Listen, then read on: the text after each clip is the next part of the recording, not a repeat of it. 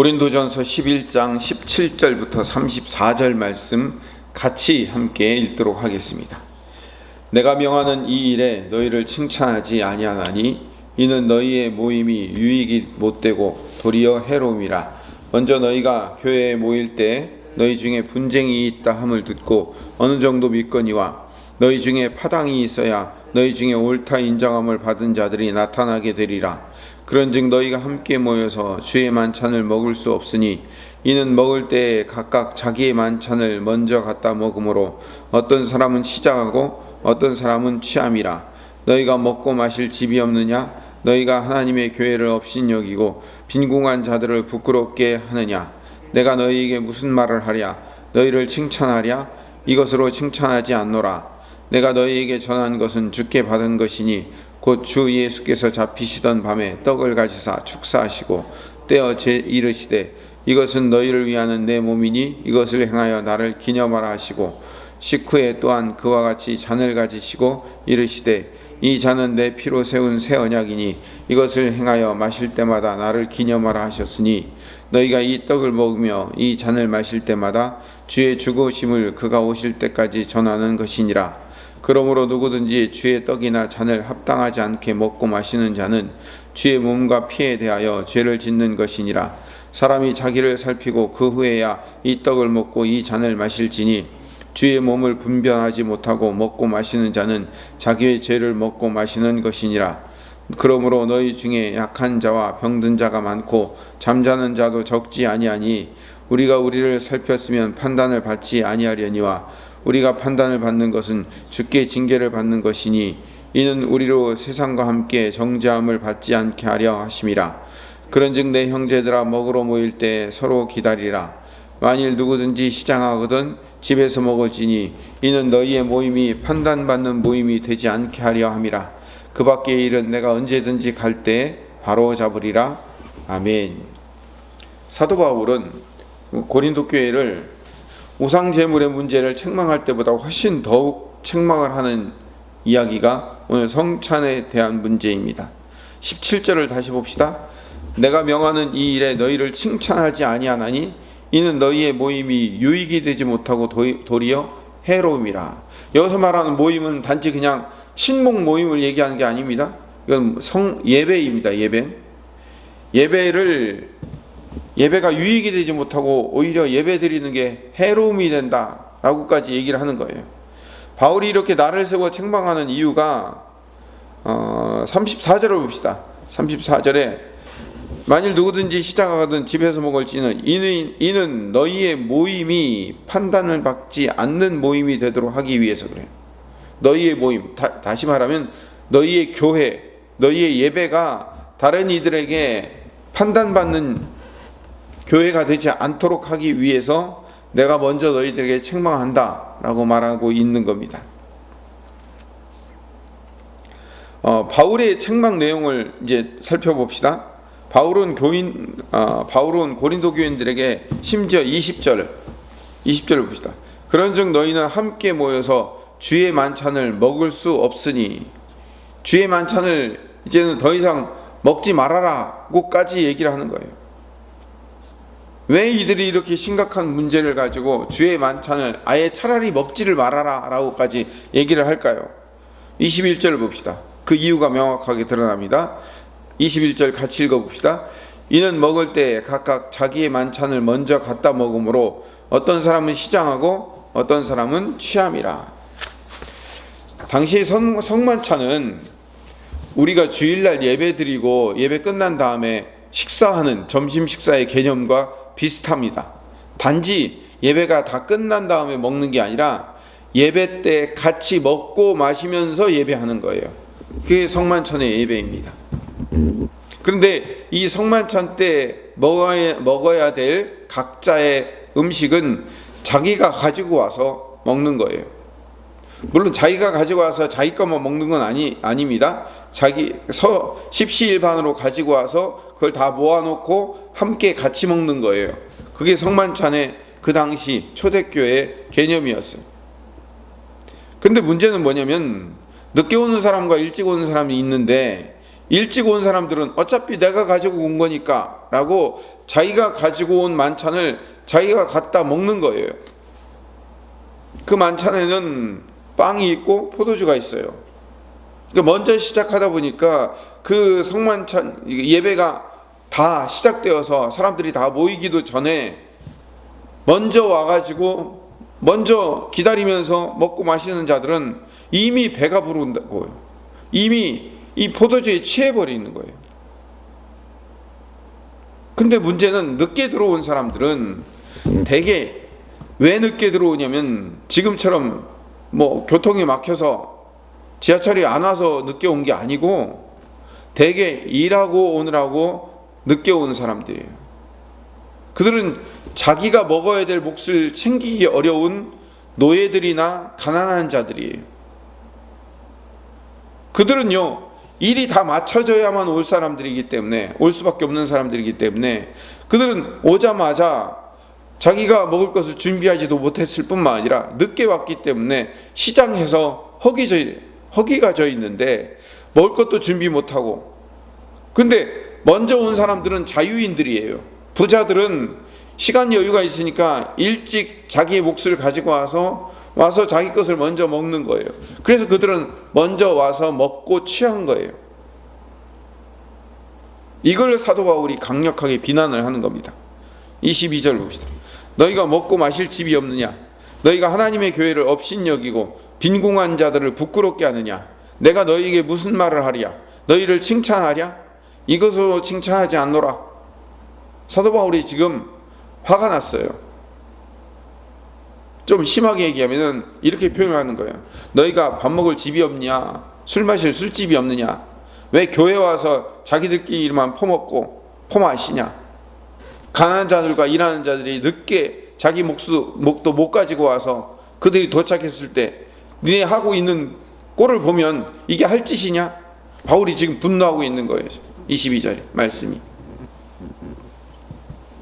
그렇게 책망한 다음에 성만찬의 본래 의미를 사도 바울이 설명한 게 바로 어제 우리가 설명드렸던 23절부터 27절까지의 말씀이에요. 어제 말씀드렸던 성만찬의 의미가 뭐죠? 성만찬의 의미를 한마디로 이야기하면 성만찬은 자기 절제와 자발적 자기 권리 포기의 삶이 성만찬이라고 말씀을 드렸습니다. 자기를 절제하고 자발적인 권리를 포기하는 십자가의 정신을 이어가는 것이 성만찬인데, 부자들이 자유인들이 자기 것 갖다가 먼저 먹고 있는 그 모습을 보고 그게 한 공동체라고 할 수 있느냐라고, 그것이 한 몸된 교회로서의 삶이 맞냐라고 책망을 하고 있는 거예요. 약한 자들과 빈궁한 자들과 가난한 자들에 대한 배려가 없는 성만찬은 그건 예수님의 십자가 정신, 성만찬의 정신에 위배되며 그 성만찬은 할 필요가 없다라고 사도 바울이 강력하게 얘기를 하는 겁니다. 그런 차원에서 27절에서 29절 말씀합니다. 27절에서 29절 말씀을 같이 다시 보면, 그러므로 누구든지 주의 떡이나 잔을 합당하지 않게 먹고 마시는 자는 주의 몸과 피에 대하여 죄를 짓는 것이니라. 사람이 자기를 살피고 그 후에야 이 떡을 먹고 이 잔을 마실지니 주의 몸을 분별하지 못하고 먹고 마시는 자는 자기의 죄를 먹고 마시는 것이니라. 자, 여기 오늘 이 본문에서 문맥상 주의 떡이나 잔을 합당하지 않게 먹고 마시는 자들은 누구예요? 가난한 자들이나 음식을 준비하지 못하고 늦게 온 이웃을 배려하지 않고 먼저 자기 것 일찍 왔다고 자기 것 먼저 먹고 마시고 있는 그 배부르고 있는 자들, 그들이 누구예요? 그들이 주의 몸을 합당하지 않게 먹고 마시는 자들인 거예요. 이들이 주님의 몸과 피에 죄를 짓는 자들인 거예요. 가난한 자들을 배려하지 않고 늦게 온 자들을 배려하지 않는 자들, 자기의 한 몸 된 자들의 빈궁함을 배려하지 않는 자들,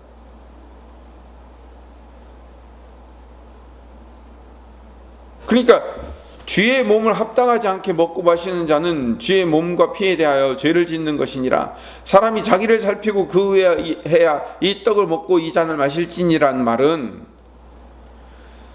자기가 얼마나 남을 배려하고 있는지를 살피고 성만찬에 동참하라는 거예요. 그렇게 하지 않으면 자기들의 잘못된 결정을 먹고 마시는 자가 된다라고 얘기하는 거예요. 29절의 말씀이 그대로 자기들에게 적용되는 거죠. 이 말씀을 한국교회는 곡해에서 세례를 받지 않고 있는 더럽고 불결한 사람이 성만찬, 거룩한 성만찬을 먹고 마시면 안 된다는 것으로 잘못 해석해요. 그래서 성만찬 할 때 어떻게 합니까? 세례 받은 사람만 일어서세요. 그래가지고 세례 받은 사람에게만 나눠주는 거예요. 이 말씀을 지킨다고. 그 얘기가 아니에요. 성경을 문맥상 해석하지 못하는 오류인 거예요. 여러분, 교회 와서 성만찬을 하는 건 뭐죠? 교회 와서 성만찬 자체가 예배예요. 어제도 말씀드렸지만 세상에서 죄를 짓고 더러운 마음으로 와서 내 안에 죄가 있는데 그 죄된 상태에서 성만찬을 해서는 안 된다는 말로 잘못 해석하는 거예요. 이 문자적 해석자들의 오류예요. 늘 이 문자적 해석을 하는 사람들은 이렇게 성경을 오류로 읽고 잘못 읽고 반대로 해석하고 그럴 수 있는 거예요. 우리가 성경을 1.1획도 틀리지 않고 정확히 하나님의 말씀이라고 하니까 물론 정확한 하나님의 말씀이죠. 그러니까 그 말씀의 그 내용의 진실된 의도를, 상징적 내면적 의도를 알아야 되는데 그걸 문자적으로만 읽으면 이렇게 거꾸로 읽을 수 있다는 거죠. 여러분, 예배라는 것은요, 그 예배 안에 들어가 있는 성만찬이라는 것은 오히려 더러운 죄를 지은 자들이 와서 주님의 피와 살로 깨끗이 씻는 의식이에요. 주님의 십자가를 기억하기 위해서 나에게는 구원받을 방법도 없고 죄를 해결할 방법도 없는데 주님의 십자가를 지심으로 해결되었다는 사실을 기억하고 기념하기 위해서 죄 지은 자들이 찾아와 그걸 먹고 마시면서 주님만이 내 죄를 깨끗이 씻을 수밖에 없다는 사실을 깨닫는 것, 그게 성만찬이며 그게 예배인데 왜 성만찬을 세례 받은 사람만 먹어야 된다고 거꾸로 해석하냐고요. 예수님께서 최후의 만찬에서 제자들에게 성만찬을 처음 행하실 때 가룟 유다에게도 주었잖아요.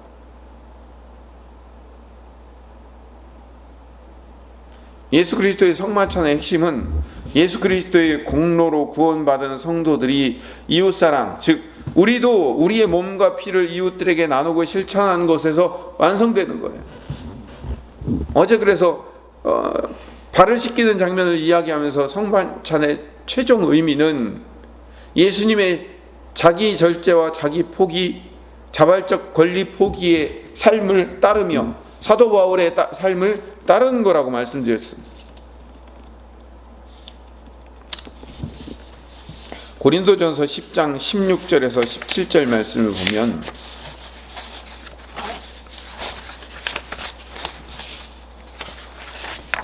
우리가 축복하는 바 축복의 잔은 그리스도의 피에 참여함이 아니며 우리가 떼는 떡은 그리스도의 몸에 참여함이 아니냐. 떡이 하나요 많은 우리가 한 몸이니 이는 우리가 다 한 떡에 참여함이라. 한 몸이 되는 것이 성만찬의 의미이고 교회가 하나가 되는 것이 성만찬의 의미인데 하나가 되기 위해서 서로 사랑하라고 주신 예식인데 서로 함께 하나가 되어 사랑하라고 주신 예식을 자기들끼리만 먼저 와서 먹고 마시고 늦게 오고 준비 못한 자들을 배려하지 못해서 서로 그것으로 말미암아 분파가 갈리는 거예요. 배부른 자들과 배고픈 자들끼리 분파가 갈려서 오늘 본문 18절 말씀, 먼저 너희가 교회에 모일 때 너희 중에 분쟁이 있다함을 듣고 어느 정도 믿거니와 너희 중에 파당이 있어야 너희 중에 옳다 인정함을 받은 자들이 나타나게 되리라. 그 먹고 마시는 문제로 말미암아 파당까지 생기는 일이 일어나는 거예요. 하나가 되기 위해서 서로 사랑하라고 주신 예식을 자기들만을 위한 잔치로 만들다가 이렇게 파당까지 생기는 일이 일어나는 거예요. 그러니 사도 바울이 이제 주의 만찬을 너희가 먹을 수 없다 라고까지 얘기를 하는 거죠. 이게 이제 나중에 12장, 13장, 사랑장, 14장 은사의 문제와 서로 연결됩니다. 사도 바울이 의도적으로 지금 고린도전서를 쓰는 거예요. 그래서 은사 문제로 계속 연결돼서 그 은사도 결국은 누구를 위한 거예요?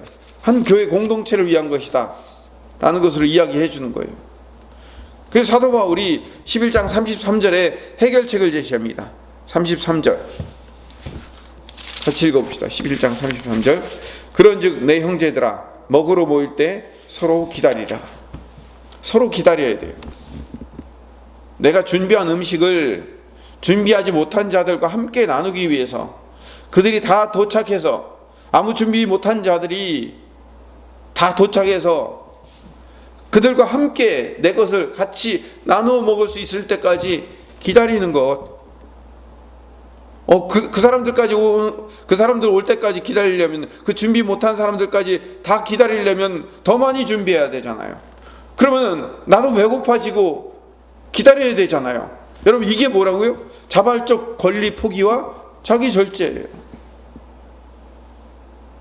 그렇게 기다려주는 것이 한 몸된 공동체의 정신이며 그것이 성만찬의 진정한 정신이라는 거죠. 우리가 이걸 깨달아야 되는 거고 우리가 이 성만찬의 진정한 의미를 알아야 되는 거죠. 오늘 이렇게 기도합시다. 성만찬의 진정한 의미를 깨닫고 하나님 앞에 나아가 한 형제된 자가 되기 위해서 수고하고 애쓰는 것이 성만찬의 진정한 의미임을 깨닫게 해달라고 기도하시고